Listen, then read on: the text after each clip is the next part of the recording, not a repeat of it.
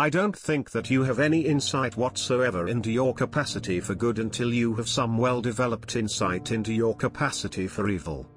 When you have something to say, silence is a lie.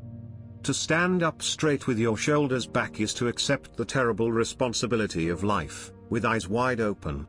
It means deciding to voluntarily transform the chaos of potential into the realities of habitable order. It means adopting the burden of self-conscious vulnerability, and accepting the end of the unconscious paradise of childhood, where finitude and mortality are only dimly comprehended. It means willingly undertaking the sacrifices necessary to generate a productive and meaningful reality. It means acting to please God, in the ancient language. You're going to pay a price for every bloody thing you do and everything you don't do. You don't get to choose to not pay a price. You get to choose which poison you're going to take. That's it. You can only find out what you actually believe, rather than what you think you believe, by watching how you act. You simply don't know what you believe. Before that, you are too complex to understand yourself. And if you think tough men are dangerous, wait until you see what weak men are capable of. If you don't say what you think, then you kill your unborn self.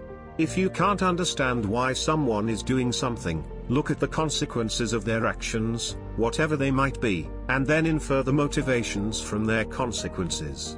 For example, if someone is making everyone around them miserable and you'd like to know why, their motive may simply be to make everyone around them miserable, including themselves. If you fulfill your obligations every day, you don't need to worry about the future. What is your friend, the things you know, or the things you don't know? First of all, there's a lot more things you don't know. And second, the things you don't know is the birthplace of all your new knowledge. So if you make the things you don't know your friend, rather than the things you know, well then you're always on a quest in a sense. You're always looking for new information in the off chance that somebody who doesn't agree with you will tell you something you couldn't have figured out on your own. It's a completely different way of looking at the world. It's the antithesis of opinionated. It took untold generations to get you where you are. A little gratitude might be in order. If you're going to insist on bending the world to your way, you better have your reasons. Life is suffering. Love is the desire to see unnecessary suffering ameliorated.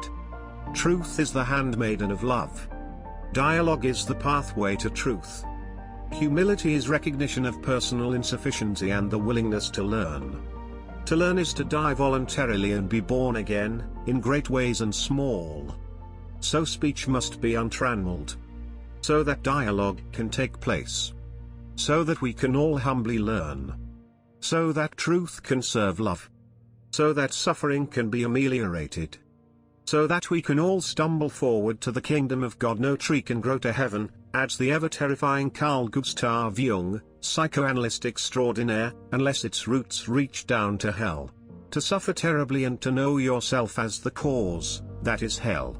Intolerance of others' views, no matter how ignorant or incoherent they may be, is not simply wrong. In a world where there is no right or wrong, it is worse. It is a sign you are embarrassingly unsophisticated or, possibly, dangerous. Women select men. That makes them nature, because nature is what selects. And you can say, well, it's only symbolic that women are nature. It's like, no, it's not just symbolic. The woman is the gatekeeper to reproductive success. And you can't get more like nature than that. In fact, it's the very definition of nature.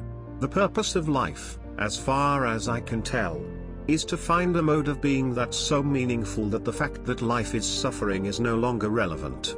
Don't underestimate the power of vision and direction.